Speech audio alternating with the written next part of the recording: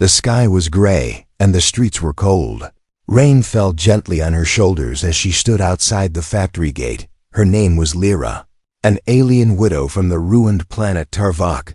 She held her child close to her chest, wrapped in an old brown cloth. Her stomach growled, but she didn't care. Her child hadn't eaten in 2 days. All she needed was a job, any job. She wasn't asking for kindness, only a chance. But the factory guard looked at her with disgust. "We don't hire your kind," he said. Not even meeting her eyes, Lyra's lips trembled. But she didn't speak back. She had heard the same thing at 5 other places today. Her husband had died in the war, protecting his people. Now no one remembered him, and no one cared for her. Another worker walked by and stared at her with hate. "Go back to your dirty planet," he said. Lyra kept her eyes low. She didn't move. The child in her arms whimpered softly. Lyra pressed her lips to his forehead and whispered, "Just hold on, little one." More workers passed her. Some pointed, some laughed, but she stayed, hoping someone would give her a chance. Her hands were rough, her body weak, but her will was strong. She had to survive for her child. The factory siren rang, and the doors began to close. Lyra took one last step forward. "Please," she said in a broken voice. "I just need a job." The guard pushed her back. "I told you leave." Tears filled her eyes. But she didn't fight. She turned slowly, her shoulders shaking, ready to walk away. Then a voice behind her spoke, calm and clear. "Wait." Lyra turned, confused. A human stood there tall, wearing old boots, with oil stains on his shirt. His eyes were kind, but serious. He looked at her, and then at her child. "You're looking for work?" he asked. Lyra nodded slowly, afraid it was a trick. "I have a small workshop down the road," he said. "Not much, but I could use help cleaning." She couldn't believe it. Someone was giving her a chance. "Yes," she whispered, her voice shaking. "Yes, I will work, anything." He didn't ask more questions, just pointed. "Follow me," he said, and started walking. Lyra followed with quick steps, the child still sleeping in her arms. Her heart beat fast, not with fear, but with a small, strange feeling, hope. The man's workshop was in the back of an alley. It looked like a mix of old tech and scrap. Tools hung from the walls. Wires ran across the floor like vines. Machines hummed softly in corners. The man picked up a mop and handed it to her. "Just clean what you can," he said, "and rest when the baby needs." Lyra took the mop and nodded. "Thank you." She started right away, sweeping the floor with care. Her movements were slow but full of purpose. The child slept in a corner on a warm blanket the man had given. As Lyra moved across the room, something strange happened. The lights above her flickered only when she passed. A machine in the corner beeped without reason. She noticed it but kept cleaning, thinking it was normal. The man, whose name was Jack, watched her from the back. He saw the strange reactions of his machines, and the way her presence seemed to wake something in them. He didn't say anything, just narrowed his eyes and rubbed his chin. "She's more than she seems," he whispered to himself. Hours passed, and Lyra didn't complain once. Jack gave her food-warm soup and bread. She fed her child first, then ate slowly, smiling for the first time in days. That night, as Jack worked on a broken drone, he looked at her and said, "You can stay in the workshop. There's space in the back." Lyra stared at him, shocked. "You mean, sleep here?" Jack nodded. "You and your son for now, until you find something better." She bowed her head. "Thank you. I don't know how to repay you." Jack smiled slightly. "Just don't break anything." They both laughed, just a little. It was the first kind sound she had heard in a long time. But as night came and the lights dimmed, Jack picked up a small device and called someone. "I found her," he said quietly. "She's here, and something's different," a voice replied. "Watch her closely." Jack looked toward the room where Lyra and her child slept. "I will," he whispered. "I think she's important." And outside the workshop, hidden in the shadows, another pair of eyes watched the building. Lyra thought she was safe, but danger had already followed her here. Asterisk. The morning came slowly, with light creeping through the workshop windows. Lyra woke up to the soft buzz of machines and the warm weight of her child beside her. For a moment, she thought it was all a dream, but the scent of oil, the metal walls, and the soft hum reminded her she was still here, still alive. Her child stirred. Opening tired eyes, she kissed his forehead and whispered, "We're safe for now." Jack was already working when she stepped out. He didn't speak much, only pointed to a corner. There was a small bowl of hot food waiting for her. She hesitated, her hand trembling, then quickly brought it to her child. She didn't eat until he was full, Jack noticed, but said nothing. He simply turned back to his tools and kept working. His eyes thoughtful, Lyra picked up the mop and started where she left off. But something had changed as she cleaned. The machines around her moved slightly, like they noticed her. A panel blinked green when she walked past. An old robot arm raised itself as she swept under it, then gently lowered again. She paused, confused. Jack looked up and saw it too, but said nothing. He just watched with a strange look in his eyes. The workshop was not just a place for repairs.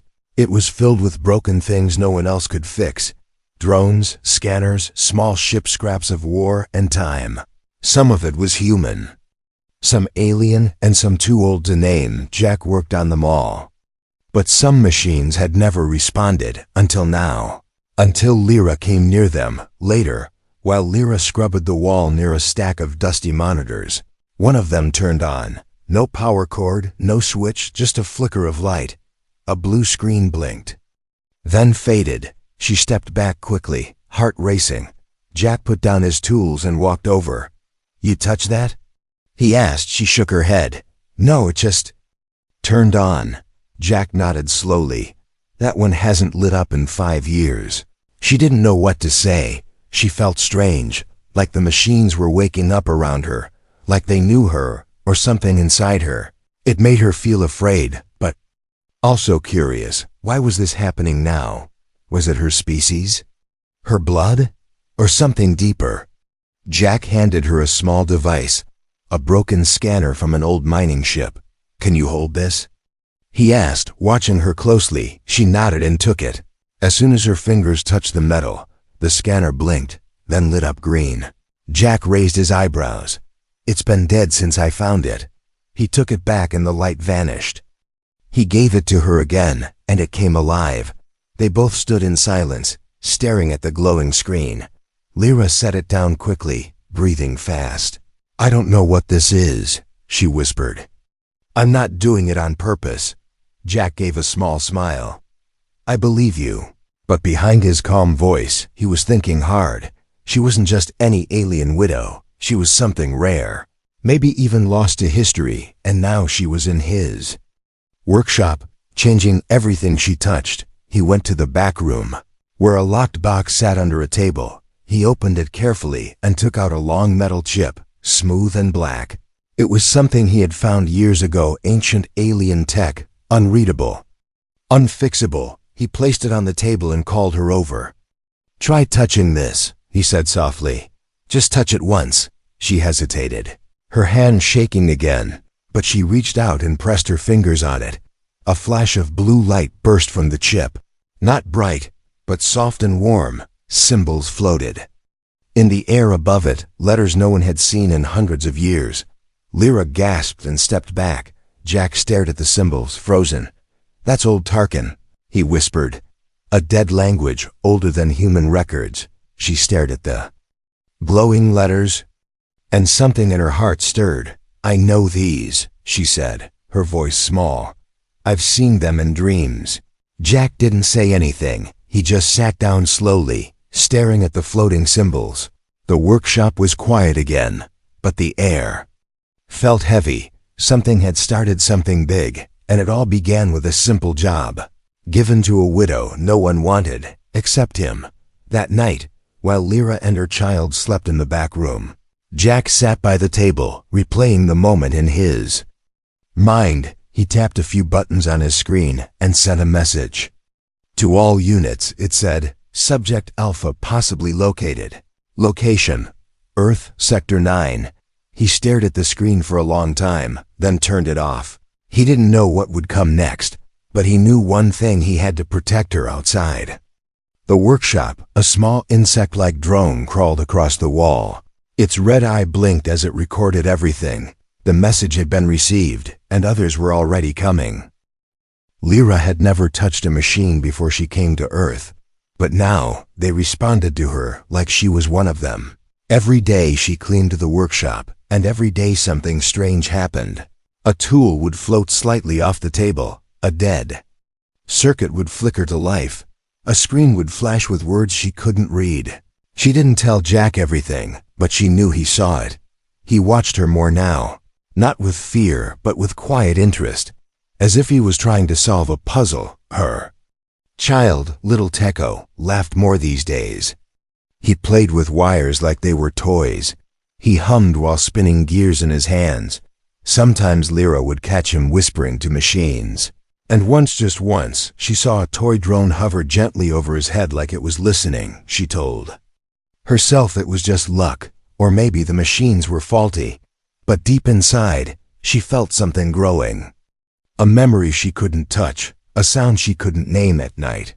She dreamed of cities made of light and glass, of towers floating above the ground. In those dreams, she spoke a language that felt older than the stars, and when she woke, her hands tingled like energy had passed through them. One evening, Jack brought out a box filled with broken tools and gadgets.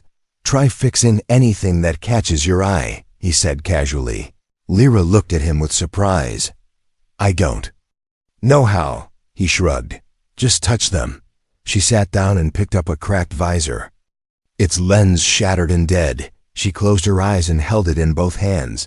Nothing happened for a long moment. Then the visor buzzed softly and the lens cleared itself, glowing with soft green light. Jack's eyes widened, but he said nothing. He simply handed her the next object.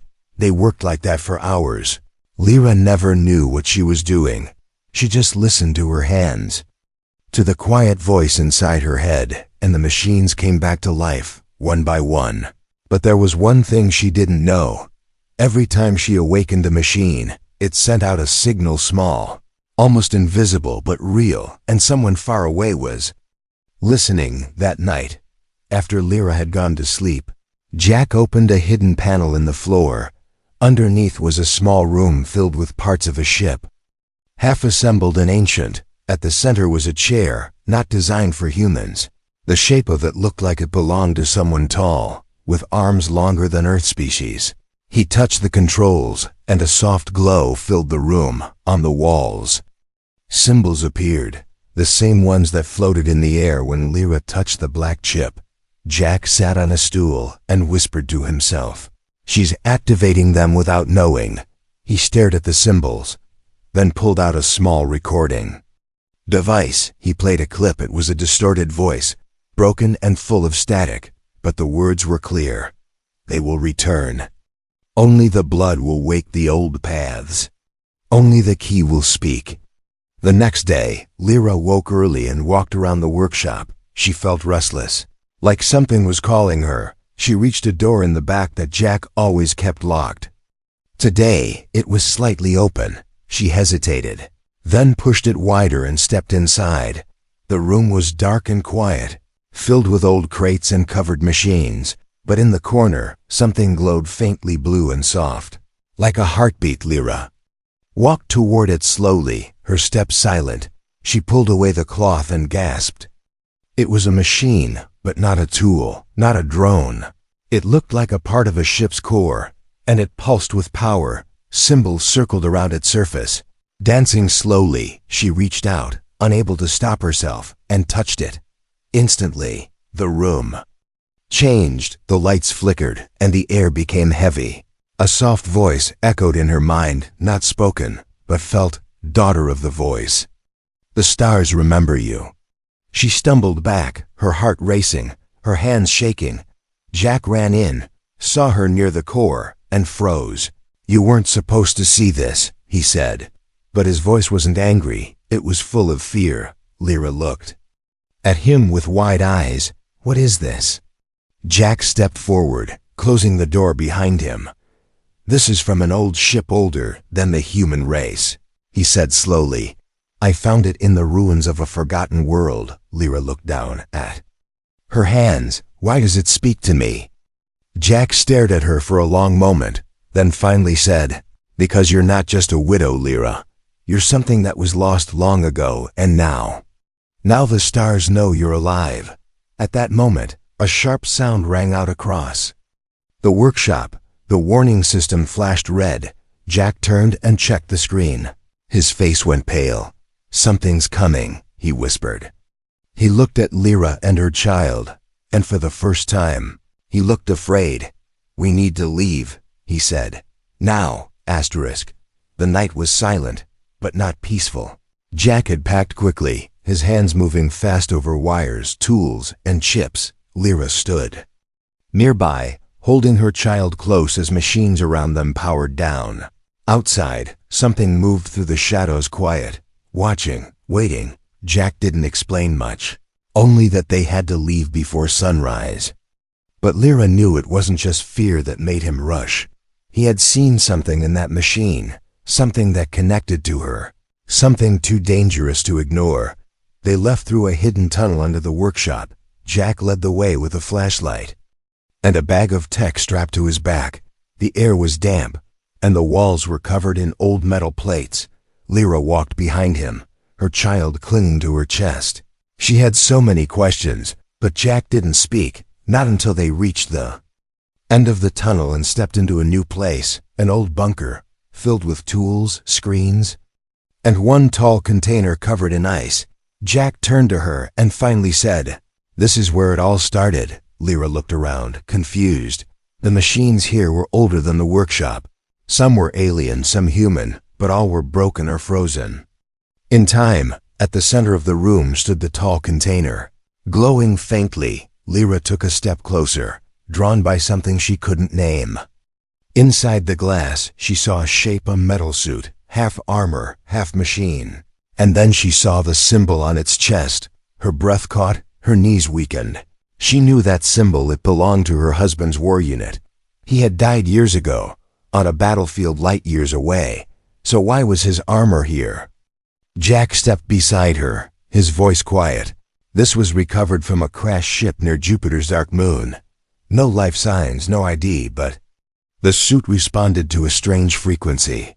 He looked at her, his face serious. It responded when your name was spoken. Lyra shook her head slowly, tears forming in her eyes. "That's impossible," she whispered. "He died. I saw his ship explode." Jack said nothing, but then he touched the panel on the side of the container.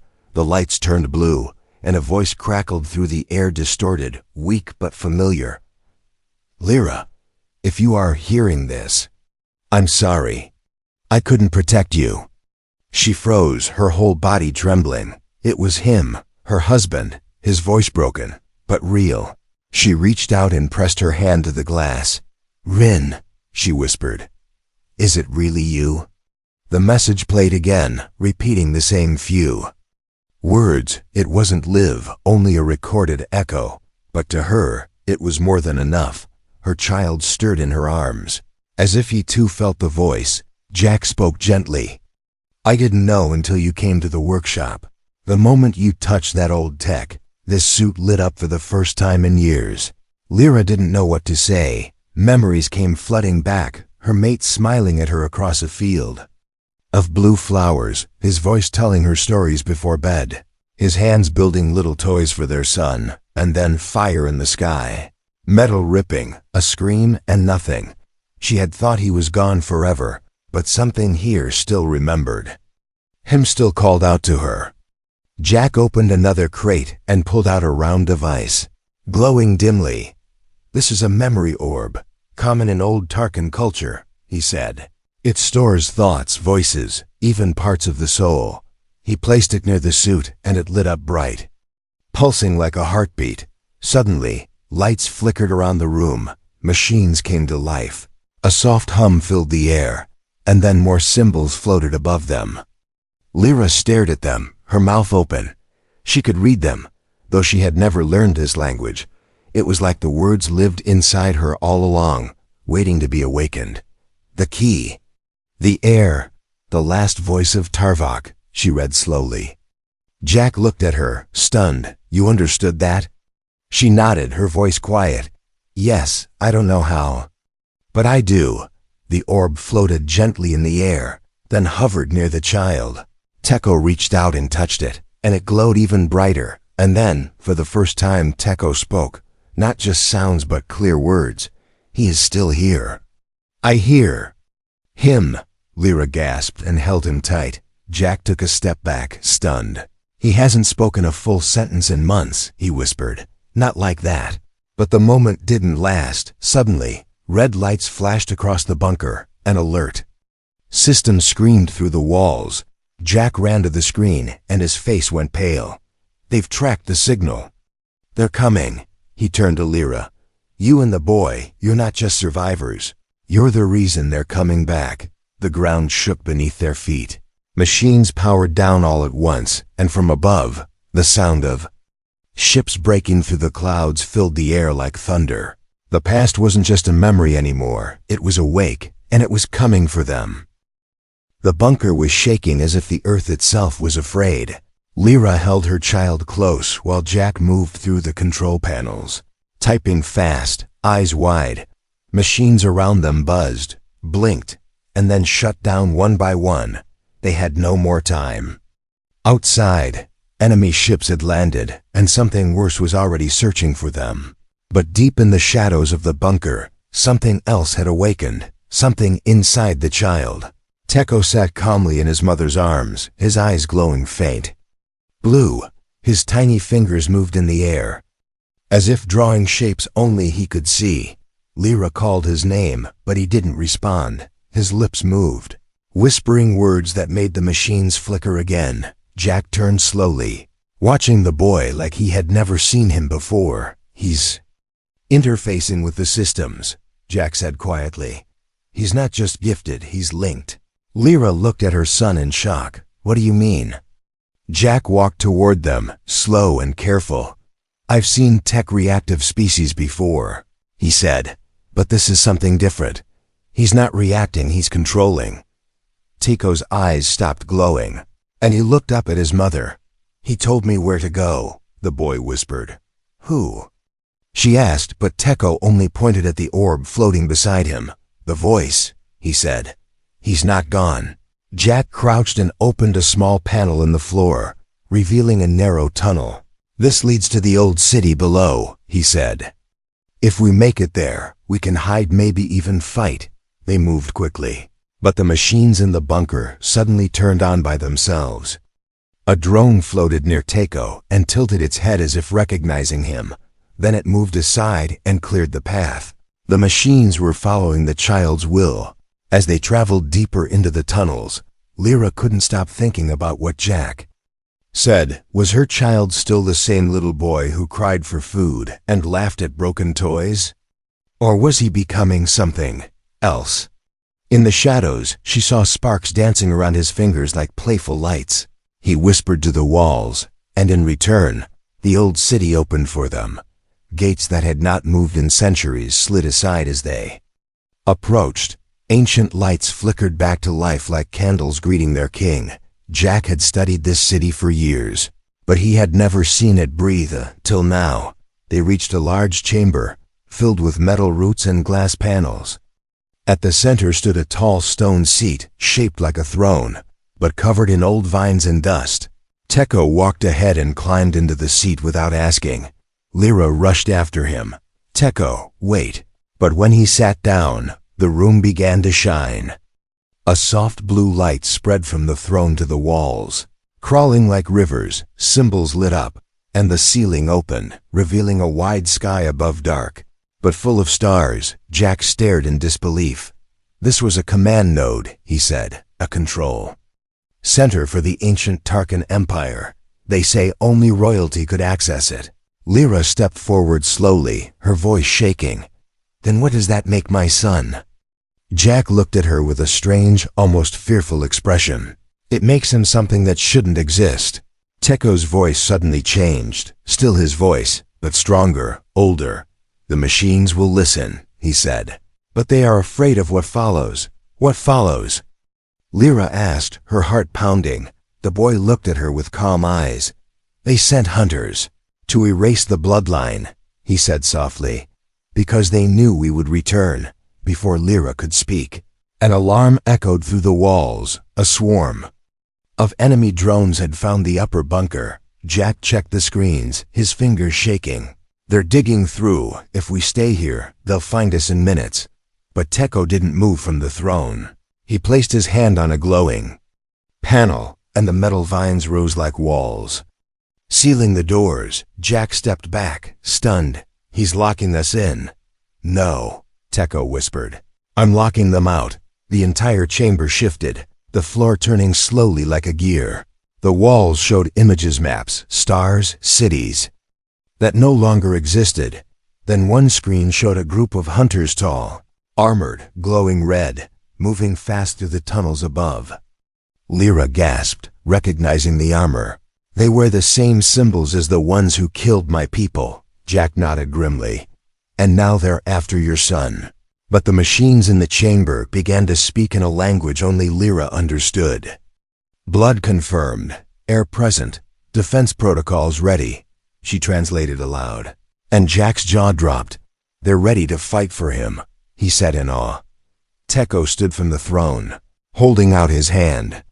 A small drone floated down and transformed into a metal bracelet, wrapping around his wrist. He looked at his mother and said, "We don't have to run anymore." Lyra stared at her son, her heart full of fear and pride. The little boy she had carried through dirt and hunger was now a symbol of something forgotten and something powerful. But as the ground rumbled again and enemy shadows filled the tunnels above, they all knew the real test hadn't even begun. The chamber had turned silent, like the walls were. Holding their breath, only the hum of power moving through old wires filled the air. Teko stood in the middle of it all, his wrist glowing, his eyes focused. He wasn't afraid, not like a child. Lyra could see something inside him now. Something bigger than her, older than time. But he was still her son, and he was in danger. Outside, the enemy was closing in. They had to run, but Teko had other plans. Jack opened the backup tunnels using the old control system. The screens blinked, showing their paths underground, but one section caught his eye, glowing red. They're already breaking through here, he said, pointing. We won't make it far on foot. Lyra looked down at her son. Teko, can you lead us to another way? The boy nodded, touched the stone floor, and the map shifted. New lines appeared, hidden paths deep below the city. Jack leaned in, surprised. That's not on any chart I've seen, Teko whispered. The machines remember what people forget. The floor beneath them began to move, revealing stairs that led even deeper underground. The air changed, cooler, older, with dust that hadn't been touched in 100 years. They descended slowly, Jack in front, Lyra holding her son close. The tunnel was narrow and dark, but whenever Teko lifted his hand, the walls lit up like stars. Symbols glowed under his fingers, and doors opened like magic. He was guiding them, not just with his mind, but with something inside him that called this place home. Behind them, heavy footsteps echoed. The enemy was close now, hunting them through the ruins. Lyra's heart pounded, but she kept moving, one step at a time. Jack stopped suddenly and pointed. There, he whispered, a maintenance lift. But the panel was dead, its lights dark. Teko walked up and placed his hand on the wall. The lift doors opened with a low hiss, and the platform inside blinked to life. They all stepped in, and the doors shut silently behind them as they descended. The ground above shook with explosions. The hunters had reached the chamber, but they were too late. Lyra looked at the floor, then at her son. Why are they chasing you? She asked softly. Teko leaned his head against her chest. Because I can open what they want to control. They fear us, he added. Because we are what they cannot become. The lift stopped at a massive underground vault, a forgotten hangar filled with old machines, broken ships, and something half buried in the shadows. Jack stepped forward and brushed dust off a metal wing. "This is a Tarkin vessel," he said slowly. "One of the last of its kind." Lyra stared at it, a cold feeling spreading through her body. She remembered seeing ships like this fly over their cities long ago. Before the war, before everything burned. Now one of them waited here, covered in time and silence. Tekko walked straight to the ship and pressed his hand to its side. The metal lit up, pulsing gently, like it knew him. A voice echoed inside the vault, old and calm. "Command accepted, awaiting instructions," Lyra gasped. And Jack took a step back. He activated a ship. "With his presence," Jack whispered. "Do you know what that means?" Lyra nodded slowly. "He's not just a child anymore. He's the key," the engines hummed.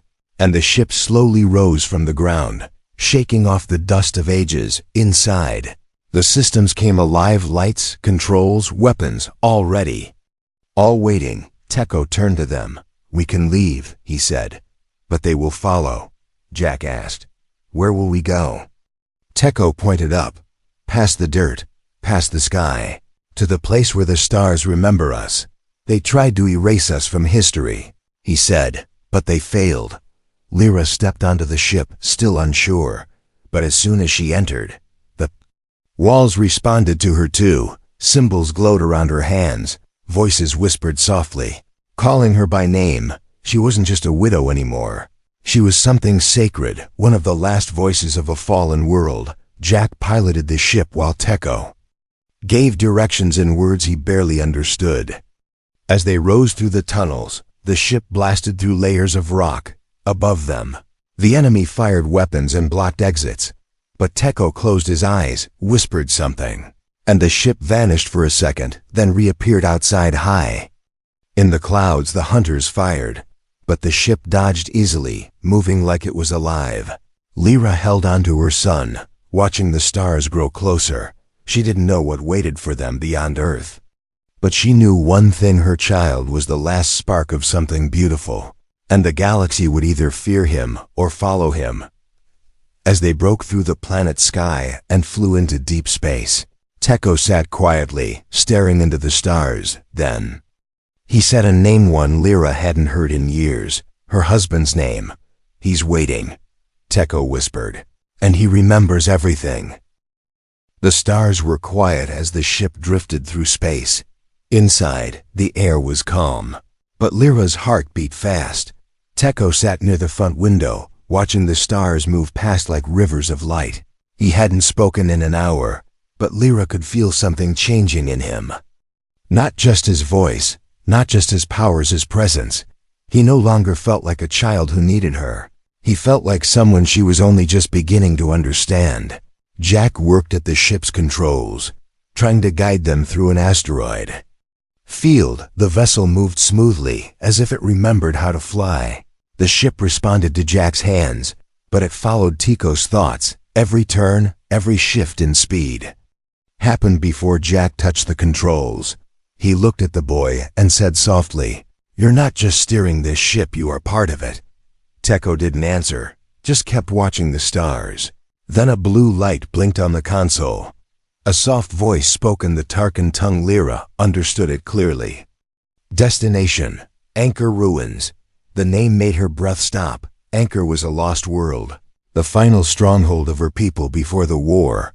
Legend said no one who entered it ever came back, but now it was calling them home. The ship entered orbit around a dead gray planet, broken and floating in pieces. But as they approached, the pieces began to move, slowly, carefully. They joined together, forming a path through space. Tekko stood and placed his hand on the wall. "This world was waiting for me," he said. "It was sealed until I returned." The ship landed on a platform hidden under rock and dust. When the doors opened, soft air filled the room, fresh, not dead. Lyra stepped out first, her feet touching ancient ground.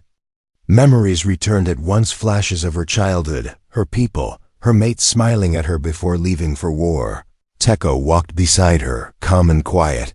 The planet welcomed him, lights appearing under his footsteps.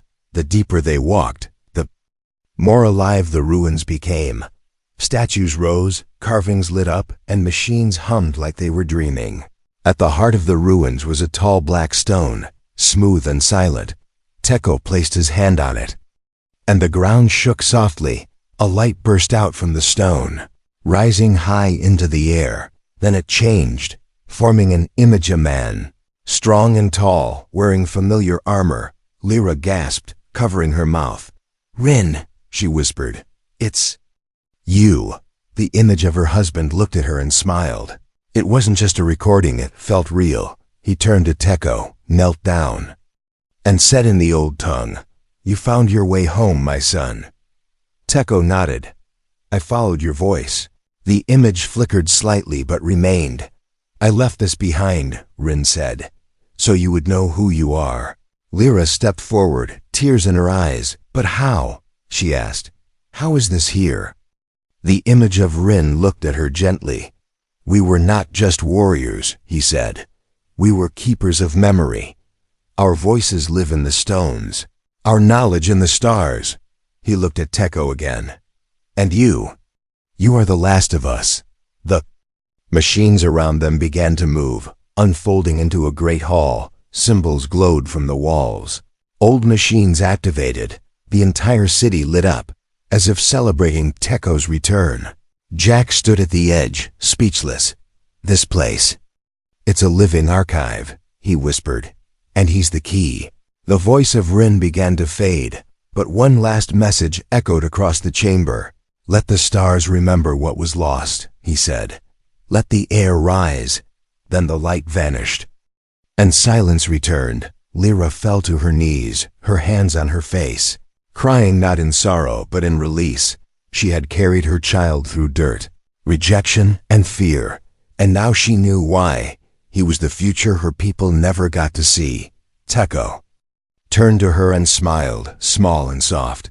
"I'm still your son, Mama," he whispered. "Even if they call me heir." Lyra hugged him tightly, holding on with everything she had. "I don't care what they call you," she said. "You're my light." Above them, the stars shifted, as if recognizing the return of something lost. The galaxy had tried to erase their bloodline, but here they stood, not forgotten, not broken. A mother, a child, and a world that remembered. As the old city rose from the dust and light filled the sky once more, Lyra held her son's hand and stepped forward, not as a poor widow begging for work, but as the mother of the last spark of a mighty people. And wherever they would go next, the stars would open doors for them, because the voice had returned and it would never be silent again.